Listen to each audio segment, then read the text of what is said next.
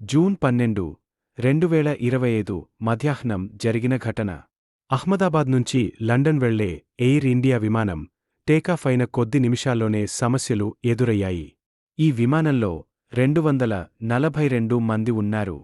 విమానం మేఘనీనగర్ ప్రాంతంలో ఉన్న ఒక హాస్టల్పై కూలిపోయింది. అందులో కొందరు విద్యార్థులు కూడా ఉన్నారు. ఘోరంగా మంటలు వ్యాపించాయి. ఇప్పటివరకు 240 మందికి పైగా మృతి చెందినట్టు అధికారులు తెలిపారు.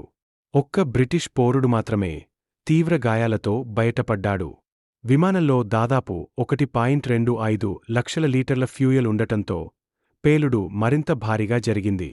వాస్తవిక కారణాలు తెలియాలంటే బ్లాక్బాక్స్ డేటా కోసం అధికారులు విచారణ ప్రారంభించారు. ప్రధాని మోదీ, అమిత్ షా సహా పలువురు స్పందించారు. ఎయిర్ ఇండియా సంస్థ మృతుల కుటుంబాలకు ఒక్కొక్కరికి ₹1 కోటి చొప్పున సాయం ప్రకటించింది.